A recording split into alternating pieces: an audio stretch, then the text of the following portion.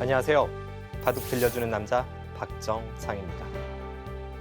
통산 타이틀 획득 140회, 세계 최연소 세계대회 우승 기록, 그리고 통산 최다 메이저 세계 타이틀 획득. 이런 전설을 써내려간 기사는 세상에 단 한 명밖에 없습니다. 인품이 훌륭했기에 바둑 팬과 기사들에게 사랑을 받았던 오늘의 전설, 화면을 통해 만나보시죠. 성적이 조금 안 좋은 상태에서 이제 그 농심배를 갔던 걸로 기억이 되고요. 그땐 사실 뭐 그렇게 결과적으로 이기게 될 거라고는 좀 사실 크게 기대는 좀 저도 못했던 것 같고, 좀 컨디션 자체도 그렇게 좀 안 좋고 좀 그런 느낌이어서요. 그냥 이렇게 좀 더 바둑을 좀 더 이제 그래도 단체전이니까 조금이라도 더 이렇게 쉽게 지지 않는 모습을 뒀으면 다행이겠다, 뭐 이런 마음으로 아마 했던 것 같은데요.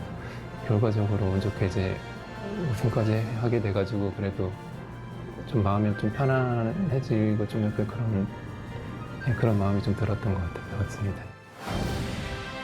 여섯 번째 전설, 돌부처 이창호 프로기사입니다. 돌부처 이창호 국수는 1975년 7월 29일 전라북도 전주에서 태어났습니다. 삼형제 중에 둘째로 태어났는데요. 어렸을 때 굉장히 통통했다고 알려져 있습니다. 출생 2년 뒤에는 1977년에 우량아 선발대회에 나갈 정도로 체격이 컸는데요. 이 4.8kg로 태어난 어린이는 우량아 선발대회에서 전북 1위, 전국 2위 입상을 하게 됩니다. 그 체력을 바탕으로 결국은 바둑의 전설이 되죠. 전주에는 이 시계점이라고 있습니다. 전주 중앙동에 있는데, 그곳에서 1940년부터 이창호 국수의 할아버지 고 이화춘 옹께서 시계점을 여셨고, 이창호 국수는 바로 그곳에서 태어났고 그곳에서 바둑을 시작하게 되는데요. 초등학교 1학년 여름방학 무렵에 할아버지로부터 바둑을 처음 배우게 됩니다. 할아버지는 당시 기후회장을 맡았을 정도로 아마추어 5급에 애기 가셨습니다. 어린 이창호에게 바둑을 가르쳤는데 한 달 만에 할아버지에게 9점을 놓는 치수로 변하게 됩니다. 그때 할아버지는 손자의 재능을 일찍 알아봤고 손자의 손을 잡고 동네 기원에 출입을 하게 됩니다. 당시 집 근처에는 설기원이라고 있었습니다. 항상 어린이 이창호의 일과는 하교 후에 숙제를 마치고 3시쯤에 할아버지의 손을 잡고 설기원에 가는 것으로, 그렇게 바둑과 인연을 맺기 시작을 했는데요. 설기원에는 바둑을 가르쳐줄 강자들이 여럿 있었고, 그 중에 유형옥 원장에게 바둑을 많이 배웠다고 합니다. 할아버지께서는 어린 이창호의 실력이 굉장히 빨리 느는 것을 보고 주변을 수소문해 계속해서 스승들을 찾게 되는데요. 전주의 아마추어 최강자 이정옥 사범에게도 인연이 다 바둑을 배우게 됩니다. 그리고 비슷한 시기에 프로기사 전영선 7단과 만나게 되었고, 당시 이제 전영선 7단은 서울에서 살고 있었는데 초등학생 이창호를 위해 서울에서 전주로 수차례 내려가서 나중에 조은현 구단의 내제자가 되기까지 150판의 지도대국을 합니다. 이 전영선 7단 같은 경우에는 바둑계의 기인으로 많이 알려져 있는데요. 특히 그 기풍에서도 부분전 수일기가 뛰어나고 아주 날카로워서 그것을 전류라고 불렀습니다. 나중에 정상권이 되고 나서도 부분전 수일기에서 그 어떤 정상권에게도 밀리지 않았던 것은 그때의 영향이 있었다라고 이창호 국수는 회고합니다. 그런데 이 스승 전영선 7단은 8살의 이창호를 보고 조금은 느낌이 오질 않았다고 합니다. 수를 분명히 봤는데 국후에 물어보면 이수 저수 다 보고 있었는데 수를 내지 않고 안전하게 이기는 길을 찾는 이런 이창호 소년을 보고 과연 재능이 있긴 한 걸까? 라는 의구심을 거둘 수가 없었다고 합니다. 하지만 시간이 지날수록 소년 이창호의 기력은 급속도로 성장을 하고 전영선 7단은 안심을 합니다. 초등학교 2학년 여름방학 때 서울에서 해태배 어린이 바둑대회에 참가를 합니다. 그리고 16강에서 지금은 일본의 프로기사로 활동하고 있는 류시운에게 패합니다.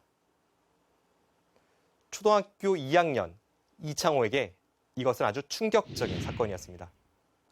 지금까지 어른들에게 혹은 사범님께 패할 때에는 별 느낌이 없었지만 같은 어린이에게 패하자 굉장한 충격으로 다가왔다고 합니다.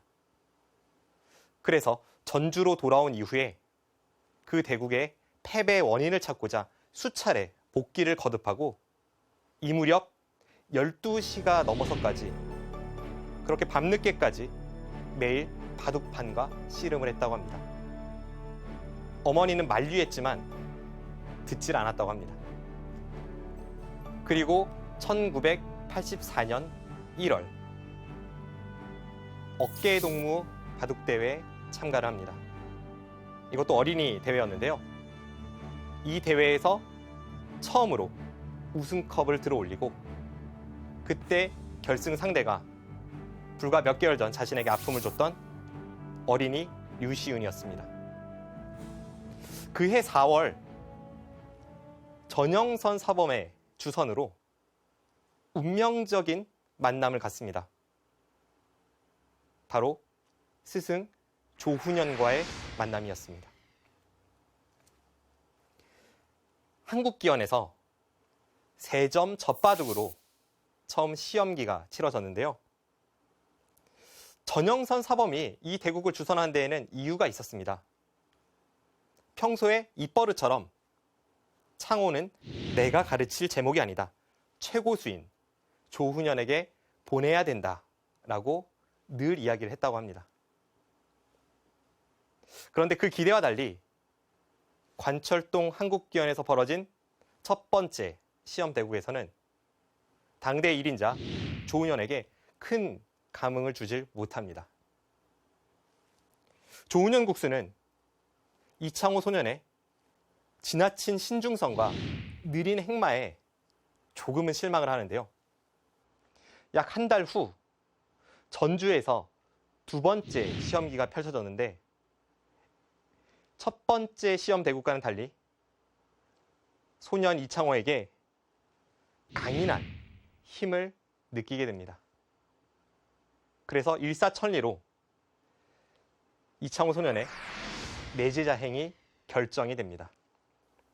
주변에서 호랑이 새끼를 키우는 것 아니냐라고 놀렸을 때에도 당대 1인자 조훈현은 제자에게 지면 행복하지. 그리고 최소한 10년은 걸릴 것 아닌가라고 이야기를 했다고 하는데요. 10년은커녕 5년 후에 사제의 전쟁이 벌어질지 아마 꿈에도 생각을 못했을 겁니다. 내제자 생활 중에는 8번의 지도 대국이 있었다고 합니다. 약 6년 6개월간 이어졌던 내제자 생활인데요. 그렇게 보면 지도 대국 자체가 조금 적다고 볼 수도 있지만 일본에서 내제자 수업을 했던 스승 조훈현은 일본의 관습상 스승에게는 3번 정도 배우는 것에 익숙했기 때문에 8번의 지도 대국은 결코 적다고 할 수 없습니다. 그리고 수시로 어린 이창호를 불러서 복기를 해주며 자신의 날카로운 감각을 전수했고요. 무엇보다 어린 이창호에게 크게 도움이 됐던 것은 당대 1인자 조훈현의 서재였습니다.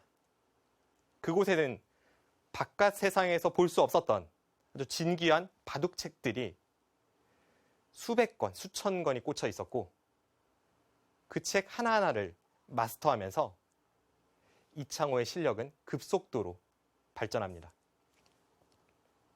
새벽 1, 2시까지 늘 바둑 공부를 했던 것은 굉장히 유명한데요. 제가 정말 궁금해서 나중에 한번 물어본 적이 있습니다. 직접 물어봤습니다. 그 제 패턴이 원래 좀 야행성이어가지고요. 좀 그러니까 어떻게 보면 좀 안 좋은 습관이라고 볼 수도 있는데 좀 늦게 막 새벽 3시 뭐 4시에 자가지고 뭐 한 11시 12시에 일어나고 좀 그런 그 몸 생활이 좀 익숙해져 있어가지고요. 보통 한 12시 좀 넘어서 공부를 해야 좀 공부가 그때부터 좀 이제 집중이 좀 되는 느낌이 들고 그 전에 뭐 한 낮에 6, 7시 때 하면은 해도 뭘 했는지 잘 집중이 안 되고 좀 안 되는 느낌이어가지고 일부러 좀 밤에 좀 하는 경우가 좀 많았습니다. 하지만 저를 비롯해서 이 이야기를 믿을 사람은 아무도 없을 겁니다. 그 정도로 어린 시절에 이창호는 엄청난 노력파로 유명했습니다. 내제자 생활 1년쯤 되었을 무렵 1985년 8월 한국기원 연구생 중에 최초로 1급을 땁니다. 연구생 1급이라 하면 당시에 아마추어 최강 정도의 실력을 갖추게 된 거죠. 그리고 그해 11월 첫 번째 입단 대회에 참가를 하는데 본선에서 5연패를 당합니다. 그리고 탈락이 확정된 이후에 6연승을 해서 6승 5패로 첫 번째 입단 대회 도전을 마무리를 짓습니다. 그리고 드디어 1986년 8월 연구생 입단 대회가 열리는데요. 그때 6승 2패로 당당 1위로 입단에 골인을 하게 되고 그때 이창호 국수의 나이 만 11세였습니다. 이것은 스승 조훈현에 이은 두 번째 한국 신기록입니다. 입단 직후에 병상에 있던 할아버지를 찾아갑니다. 자신을 바둑의 길로 인도했던 할아버지를 찾아가서 입단 소식을 알리는데요. 할아버지는 병상에서 어린아이처럼 기뻐했다고 합니다. 그리고 약 3개월 뒤 그해 11월에 세상을 떠나면서 이창호 구단의 아버지 이재룡 씨에게 창호가 세계 제1이 될 수 있도록 뒷바라지를 꼭 잘해달라고 말씀을 합니다. 입단 후에 한국기원 기사실에서 당시 젊은 기사였던 최규병, 유창혁 프로 등과 함께 바둑 공부에 열중하게 되는데요.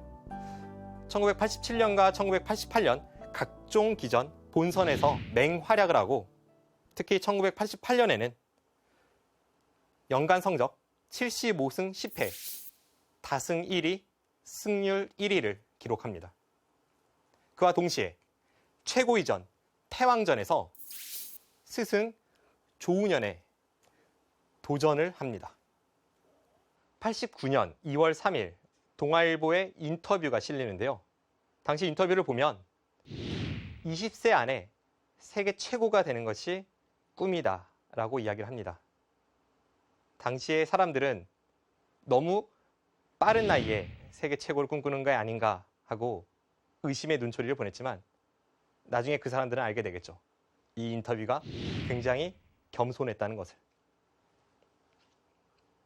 89년 초에 있었던 최고위전 패왕전에서의 스승 조훈현에 대한 도전은 실패로 끝이 납니다. 하지만 성과도 있었는데요. 패왕전에서는 0대3 스트레이트 완봉패를 당했지만 최고위전에서는 결승 3국에서 반집승을 기록하면서 도합 1승 5패로 물러나게 됩니다. 89년 8월 이창호 국수의 통산 140회의 타이틀 획득 중에 첫 번째 타이틀을 획득합니다. 바로 KBS 바둑왕전인데요. 중견 강자 김수장 구단을 누르고 우승컵을 들어올립니다. 그리고 얼마 후 89년 9월 5일 스승 조훈현 국수가 응창기배 타이틀을 획득하고 한국으로 돌아오죠. 한국 바둑계의 경사가 아닐 수 없었는데요. 당시 아주 재미있는 일화가 있습니다. 우승을 거머쥔 날 싱가포르에서 박치문 바둑 전문 기자는 조훈현 국수와 방 안에 단둘이 앉아 있습니다. 불은 꺼져 있었고 적막감이 흐르고 있었죠. 그때 조훈현 국수는 적막함을 깨고 이렇게 이야기를 합니다. 이젠 창호가 알아서 하겠지. 박치문 기자는 물어봅니다. 창호는 믿을만한가? 거기에 조훈현 국수는 그럼 믿을만하지 라고 이야기를 합니다. 그리고 그해 9월 27일 사제간의 세 번째 도전기가 펼쳐지는데요. 국수전이었습니다. 여기서도 1대 3으로 패퇴를 하고 통산 성적은 스승에게 2승 13패를 기록을 합니다. 그리고 두 판 모두 반집승이었기 때문에 제대로 된 내용에서는 아직은 스승을 넘지 못하고 있다. 이것이 당시 바둑계의 시선이었습니다. 하지만 89년에는 성적은 굉장히 좋아서 84승 28패라는 엄청난 성적을 기록합니다. 그리고 그해 12월 최고위전에서 스승을 향한 네 번째 도전을 시작합니다. 1990년 2월 2일 엄청난 사건이 벌어지는데요. 도전기에서 2승 2패로 팽팽했던 5국 최종국에서 소년 이창호는 반집으로 스승을 누르고 스승을 꺾는 첫 번째 타이틀을 획득합니다. 다음날 신문에는 이창호 청출어람 바둑 고은이라는 기사가 실리게 됩니다.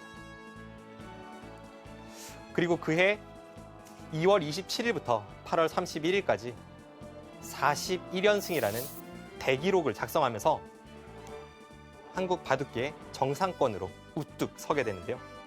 1991년 2월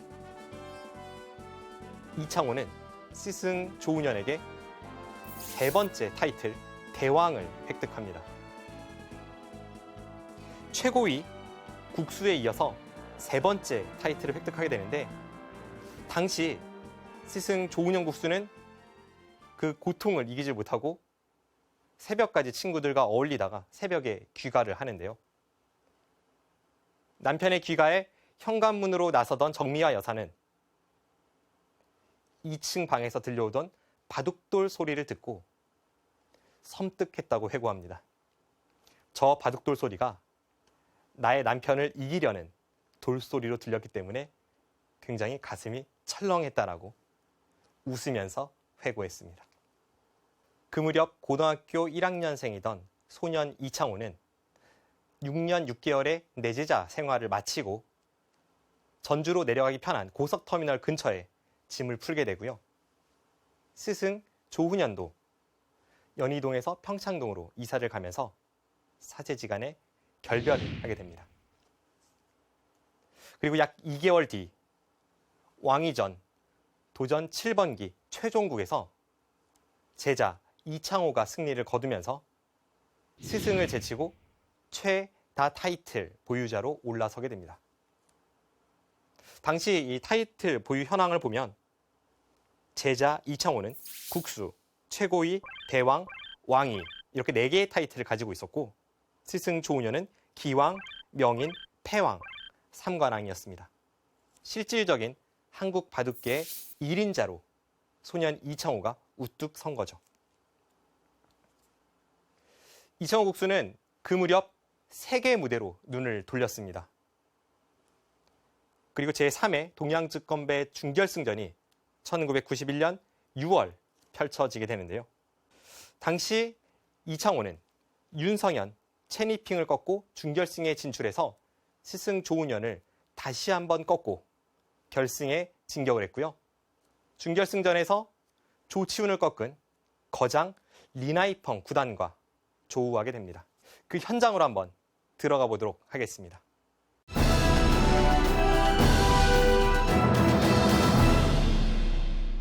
지금 이 바둑이 최종국의 중반전 상황입니다. 초반은 이창호 국수의 포석이 좋지 못했습니다. 그래서 리나이펑 구단이 초반에 흑번으로 조금 앞서 나가는 그런 상황에서 중반전에 이 중앙에서부터 뭔가를 엮어내면서 지금은 아주 팽팽한 흐름이 만들어지고 있습니다. 지금 국면은 거의 마무리가 지어지고 있는 상황에서 이제 큰 끝내기라면 이쪽이 있습니다. 그리고 여기를 넘어가는 것도 굉장히 큰 끝내기죠. 이 장면에서 이창호 국수는 일단 이 중앙 쪽을 선택을 합니다. 흑이 여기를 이렇게 뚫고 나오는 게 굉장히 크고 백이 두었을 때 여기 끊는 약점을 노리면서 이 한 점을 살려 나간다면 다음에 다 놓고 따내게 하면서 집으로 굉장히 큰 자리가 남아있기 때문에 이 자리는 정수였습니다.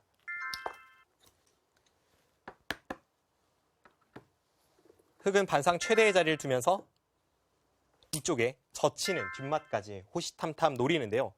딱 이 장면이 하이라이트입니다. 여기서 백이 여기를 내려선다면 가장 무난합니다. 그랬다면 흑은 이곳을 단수치고 따낼 때 여기를 틀어막고 백이 여기를 넘어가면 흑은 이쪽을 막아서 진행이 되겠습니다. 이렇게 했다면 아주 미세한 반집 승부가 이루어졌을 겁니다.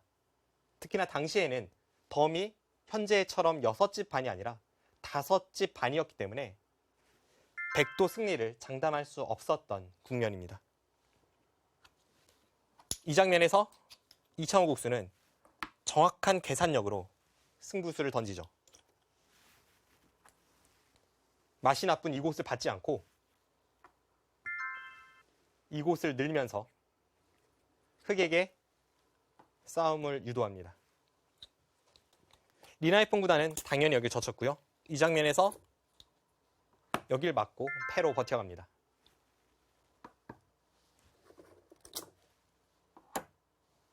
서로 이제 팩감을 사용을 하고요.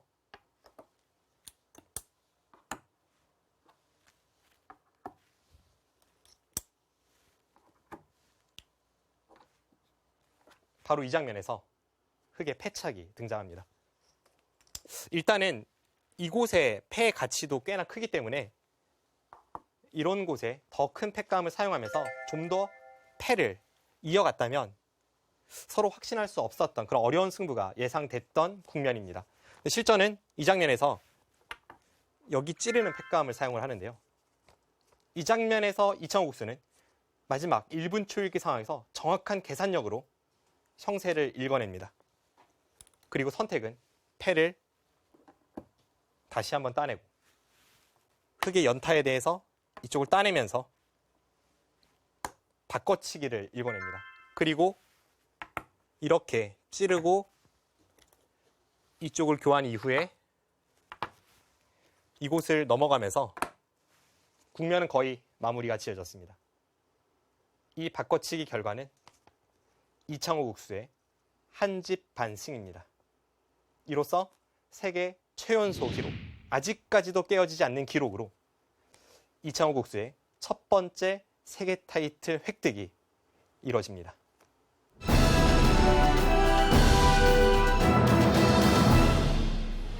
제3회 동양증권배 우승 며칠 후 동아일보는 이창호 국수에 대한 기사로 한 면을 장식합니다. 그리고 그 기사의 헤드라인은 나는 외계인이 아닌 평범한 소년이라고 적혀 있습니다. 이것은 역설적으로 일반인이 바라보는 이창호 국수에 대한 시선은 도저히 지구인으로는 안 보였다는 것을 뜻하는데요. 국내 무대를 넘어서서 세계 최강자로 우뚝 선 이창호 국수. 그 이후의 행보는 어떻게 됐는지 다음 시간에 알아보도록 하겠습니다. 지금까지 바둑 들려주는 남자 박정상이었습니다. 네, 항상 이렇게 관심 가져주시고 사랑해주셔서 감사드리고요. 저도 이제 좀 더 노력하는 모습 보여드리도록 하고요. 또 이제 저희 후배 기사들도 지금 워낙 법정화 사범이나 이제 그 밑에 신예 기사들도 잘 하고 있기 때문에 네, 좋은 바둑으로 이렇게 팬 여러분께 이렇게 보여드리도록 노력하겠습니다.